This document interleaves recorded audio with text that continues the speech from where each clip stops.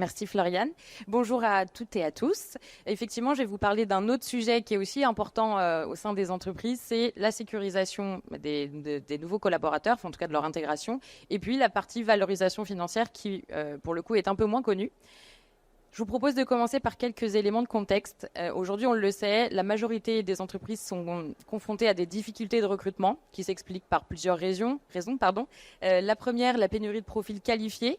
On le voit notamment dans des secteurs à forte technicité, à haute technicité, tout ce qui va être l'aéronautique, la cybersécurité, l'intelligence artificielle ou des métiers en tension, la santé par exemple. En tout cas, on se rend compte que toutes les entreprises, peu importe le secteur d'activité, sont confrontées à des difficultés de recrutement. On a aussi atteint un taux de chômage historiquement bas. L'année dernière, on a atteint 7%, ce qui a fait évoluer le nombre d'offres d'emploi non pourvues, plus 15%. Et donc, du coup, c'est un défi, c'est un enjeu majeur pour les entreprises. Deuxième point, c'est devenu aussi un défi financier, puisque les coûts liés au recrutement de nouveaux collaborateurs sont très conséquents. Si on y ajoute donc les coûts d'annonce, le fait de rédiger l'annonce, de la mettre sur des job boards, le temps lié aux entretiens qu'on peut passer, le sourcing, et quand on passe aussi par des cabinets de recrutement, tous ces coûts en fait peuvent représenter un budget extrêmement important pour les entreprises. Et puis parfois on ajoute à ça des formations spécifiques, donc ça vient ajouter encore un coût supplémentaire. Et il y a une étude qui montre que aujourd'hui, ça peut représenter en tout cas à peu près 15% du budget annuel des entreprises. C'est un poste qui est en constante augmentation. Donc, il est important de s'y intéresser et de savoir quelles sont les solutions possibles pour pouvoir baisser cet impact. Le troisième point de contexte, Floriane l'a un petit peu évoqué tout à l'heure, c'est le coût élevé d'un recrutement raté. Parce que déjà, c'est compliqué de trouver un collaborateur, mais parfois, malheureusement, ça peut être un échec. Et donc, du coup, ça représente un enjeu encore financier extrêmement important pour les entreprises. On estime à peu près entre 30 et 150% du coût annuel du poste concerné. Donc, on va être sur une moyenne de 10 000 euros pour un collaborateur qui ne restera pas au sein de l'entreprise. Donc, sur le temps capitalisé et tout ce qu'on a vu en amont sur la partie recrutement. Et le quatrième point, la difficulté à fidéliser les collaborateurs. On se rend compte aujourd'hui, il y a un turnover qui est de plus en plus élevé et toutes les entreprises sont confrontées à ça. On estime entre 20% et 50% de turnover sur la première année.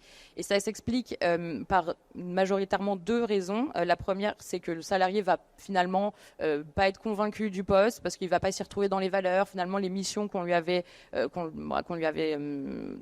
parlé vont pas correspondre à la réalité. Et puis, pour 30%, c'est lié à une intégration de mauvaise qualité. 30% des personnes disent que s'ils avaient une intégration plus réussie, peut-être que ça les aurait incités à rester si on avait un petit peu plus capitalisé sur eux. Donc, c'est des données qui sont extrêmement importantes. Ça nous amène à une problématique. Comment est-ce qu'on fait aujourd'hui pour à la fois attirer les profils, sécuriser, fidéliser en tout cas les nouveaux collaborateurs et puis valoriser financièrement leur intégration pour réduire l'impact financier. Aujourd'hui, on se rend compte qu'il y a des entreprises qui ont compris que c'était un réel enjeu et qu'il y a déjà des solutions qui sont mises en place. Par exemple, adopter des stratégies de recrutement plus ciblées. Donc, on le voit, de plus en plus d'entreprises recrutent maintenant au savoir-être en se disant, tant pis, les compétences sont peut-être pas toutes là, mais en tout cas, on va s'intéresser à la personnalité du collaborateur et ce qui va coller à la culture d'entreprise et ce qui va pouvoir s'intégrer au sein de l'équipe. Donc, voilà, on est plutôt sur la partie savoir-être que plutôt savoir-faire. Et puis, il y a aussi des entreprises qui vont passer par des cabinets de chasse quand on a besoin de profils extrêmement qualifiés. Donc, des cabinets de chasse qui ils vont être vraiment sur du ciblage très spécifique pour pouvoir aider les entreprises à trouver le profil qui va correspondre à leurs besoins.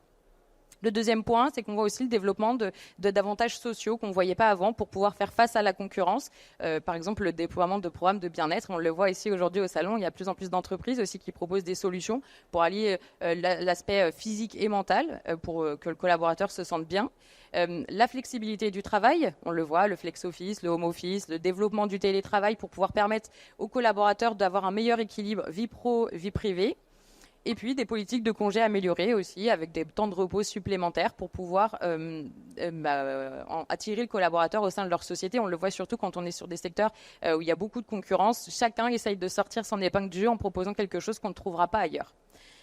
Troisième point, la mise en place de parcours d'intégration. Je pense qu'aujourd'hui, c'est indéniable. Tout le monde a pris conscience qu'il était important d'intégrer son collaborateur, accueillir le collaborateur en lui donnant ses outils de travail et en lui disant tu peux commencer ta journée, ça fonctionne plus, en tout cas ça fait fuir les gens. Il faut passer du temps pour qu'il se sente bien sur son poste de travail, l'accompagner dans sa montée en compétences. Alors on le voit, il y a beaucoup d'entreprises qui mettent en place des parcours d'intégration, mais pas forcément de la même manière. Parfois c'est 2 jours, 3 jours, une semaine, parfois c'est sur plusieurs mois. On y retrouve quand même souvent les mêmes choses. Il y a toujours une partie présentation de l'entreprise, présentation aux équipes, un point sur la culture d'entreprise, des formations au processus, au logiciel, c'est important pour que le collaborateur soit opérationnel sur son poste. Et puis ensuite, on va avoir toute la partie spécificité du poste, et ce qui est d'autant plus vrai quand on est encore une fois sur une activité qu'on ne trouve pas forcément ailleurs. Et donc, ça peut représenter parfois tous ces parcours d'intégration plusieurs mois pour se considérer que le collaborateur puisse être 100% opérationnel. Donc, on le voit, les entreprises ont pris conscience. Il y a plusieurs solutions qui sont mises en place. En revanche, ça ne résout pas notre problématique. Tout ce que je viens de vous exposer en solution, ça vient ajouter un coût additionnel à ceux qu'on a déjà vus précédemment. Et donc, pour ça, il y a une solution qui, encore une fois, est méconnue, mais il est possible de mettre en place des parcours de formation interne au sein de vos entreprises. Pour vous expliquer d'où est-ce que ça vient, ça date de 2018. En fait, c'est lié à la loi Avenir Professionnel. En fait, le gouvernement a pris conscience qu'effectivement, aujourd'hui, les entreprises étaient obligées de passer par là parce qu'il y a de nouveaux métiers, des nouvelles compétences. Donc, les entreprises étaient obligées de former en interne. Aujourd'hui, il n'existe pas d'offre de formation pour toutes les compétences qui sont sur le marché. Donc, le gouvernement a mis en place des dispositifs de formation interne pour pouvoir permettre aux entreprises de former à leurs pattes, à leur spécificité, pour pouvoir répondre à cette problématique. Donc, ça permet aux entreprises effectivement d'avoir un collaborateur 100% compétent, et ça permet aussi de développer, en tout cas continuer à développer l'employabilité des collaborateurs, parce qu'on les fait monter en compétences de manière constante. C'est toujours vraiment un choix du gouvernement, un réel enjeu pour le gouvernement de mettre en place ce type de dispositif. Malheureusement, il reste encore une fois méconnu et peu utilisé. Les objectifs, je vous en ai parlé un petit peu tout à l'heure. Le premier, c'est former à des compétences spécifiques liées à votre activité ou à un métier en particulier. Ça permet de renforcer la fidélité des nouveaux collaborateurs. On estime que ça peut permettre d'améliorer le taux de rétention, plus 30% de rétention des collaborateurs lorsqu'ils suivent un parcours de formation interne. Ça maximise la productivité, environ de 20%, puisqu'en fait, une fois que le collaborateur a suivi son parcours de formation interne, mais il est totalement opérationnel sur son poste, donc il est plus rapidement productif. Et ça permet donc de valoriser financièrement donc tout ce temps consacré, puisqu'il faut savoir que les parcours de formation interne peuvent être pris en charge par vos OPCO, les opérateurs de compétences. Donc c'est les organismes qui suivent et qui subventionnent en fait tous les dispositifs de formation. Et donc voilà, sous un format particulier, il est possible que ce temps-là que vous capitalisez, en tout cas vous passez avec votre collaborateur, puisse être subventionné par l'OPCO. Alors ça dépend des montants de prise en charge, mais en moyenne entre 1 500 et 6 000 euros de subvention par parcours d'intégration. Et donc, par conséquent, ça permet de diminuer les coûts liés au recrutement et à l'intégration des nouveaux collaborateurs. Au niveau de la mise en place, pour vous expliquer un petit peu dans quel contexte on peut mettre en place ce type de dispositif, il faut savoir que ça fonctionne pour tous les salariés prochainement recrutés ou des collaborateurs qui vont être soumis à une évolution de poste. Quelqu'un qui, du coup, aurait une nouvelle mission, qui aurait besoin d'être accompagné par des collaborateurs en interne, on peut aussi mettre en place ce dispositif. Il faut comprendre que le principe, c'est uniquement du tutorat, du binômage, et c'est lié au fait que le collaborateur, lors de sa prise de poste, ne dispose pas de toutes les compétences nécessaires. À partir de ce moment-là, on peut mettre en place un dispositif pour des contrats en CDI ou des CDD de plus de 6 mois. Les personnes qui vont être partie prenante du dispositif, évidemment le salarié formé, il est au cœur du dispositif. On va lui désigner un tuteur, donc souvent c'est le N+1 ou en tout cas un référent métier qui va le suivre tout au long de son intégration.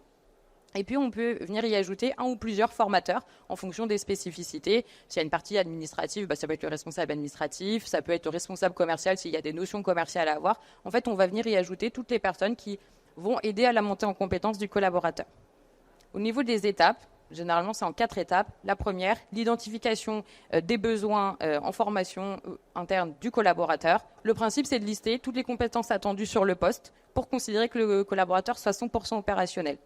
Et ensuite, on va demander au collaborateur de se positionner, de se dire, au vu des compétences attendues, où est-ce que lui il se situe ? Est-ce que c'est quelque chose dont il a déjà entendu parler ? Est-ce qu'il le maîtrise ? Il l'a vaguement vu ? En fait, ça va nous permettre d'identifier l'écart entre les compétences du collaborateur et les compétences attendues sur le poste. Et ça va nous aider en fait à la conception du parcours d'intégration, puisqu'il est sur mesure et personnalisé à chaque collaborateur. On parle de personnalisation au niveau de l'entreprise, mais aussi au niveau du collaborateur. La deuxième partie, et c'est la plus complexe, c'est la partie ingénierie pédagogique. Il va falloir monter le dossier pour pouvoir faire tout le référentiel de compétences, établir un programme de formation, comment est-ce qu'on fait suivre ce programme de formation. Voilà, il y a tout un dossier donc à envoyer auprès de locaux pour pouvoir mettre en place ce dispositif. La troisième partie, la mise en œuvre, évidemment, hein, on va vérifier, on va passer du temps à former le collaborateur et puis on va suivre sa montée en compétences. Souvent, c'est sous la forme de bilan qu'on va faire de manière régulière. Alors, tous les 2-3 mois, on va faire un bilan pour voir avec le collaborateur où est-ce qu'il se situe au niveau de toutes les compétences qu'on aura identifiées au départ. Est-ce qu'il est monté en compétences? Est-ce qu'il a des problématiques? Est-ce qu'il finalement il a besoin d'être plus accompagné sur tel ou tel sujet? Ça permet de faire un petit état des lieux, de prendre du recul et puis de pouvoir poursuivre le parcours d'intégration. Et la dernière étape, ça va être l'évaluation. Donc, est-ce que à l'issue du parcours d'intégration, le collaborateur finalement a bien atteint le niveau de compétence qui était attendu au départ? Au niveau des bénéfices, ça facilite l'intégration du nouveau salarié puisqu'il sent qu'on capitalise sur lui, qu'on passe du temps à le former en interne. Et encore une fois, souvent, c'est quelque chose qui est apprécié. Et puis, ça vous permet aussi, vous, de suivre de manière plus efficace la montée en compétence du collaborateur et puis être sûr de ne rien oublier. Ça favorise la mobilité interne et la polyvalence des collaborateurs puisque du coup, il y a souvent moins de contraintes, en tout cas moins de freins à faire évoluer un collaborateur puisqu'on sait qu'on va pouvoir passer du temps à le former. Ça permet de mettre en place des formations sur mesure, encore une fois, à la patte des entreprises. C'est ça qui est le plus intéressant dans ce type de dispositif. Généralement, encore une fois, les parcours d'intégration, la formation interne, ce sont des choses qui sont déjà faites, mais plutôt de manière informelle. Mais là, ça vous permet de formaliser vos pratiques, d'améliorer des pratiques que vous faites déjà au sein de vos sociétés. Ça fidélise les collaborateurs et puis ça permet aussi de limiter les contraintes liées au coût. Donc, vous l'avez compris, c'est très intéressant de mettre en place des parcours de formation interne pour toutes les raisons que je viens d'évoquer. En revanche, c'est quand même compliqué de se lancer seul dans cette démarche parce que la formation, l'ingénierie pédagogique, c'est un vrai métier, c'est un vrai secteur. Et donc, ce qu'on vous conseille, parce qu'aujourd'hui, il existe des cabinets qui sont en capacité de vous accompagner sur ces sujets, qui vont avoir une expertise approfondie dans le domaine de la formation professionnelle, puisque c'est un domaine qui parfois peut être complexe. Il y a souvent des mouvements, il y a des prises en charge qui changent, des dispositifs qui disparaissent. Donc, c'est bien de s'appuyer sur des experts qui sont en veille permanente en fait sur ce type de dispositif, qui sont en capacité de gérer l'ingénierie pédagogique parce qu'encore une fois c'est le cœur du parcours de formation et c'est compliqué d'avoir la logique pour que ça puisse correspondre parfaitement aux attentes de l'OPCO. Et puis, ça vous permet aussi de ne pas y consacrer du temps, puisqu'on sait déjà que les journées sont assez chargées. Le mieux, c'est de déléguer ça à un cabinet externe qui va le prendre en charge pour vous et qui va s'occuper de toute la partie ingénierie pédagogique, la partie administrative, toute la partie production de documents, pour que vous puissiez vous consacrer sur l'intégration de votre collaborateur. Et donc, du coup, pouvoir bénéficier en fait des avantages du dispositif, mais sans la contrainte chronophage liée à la conception des dossiers.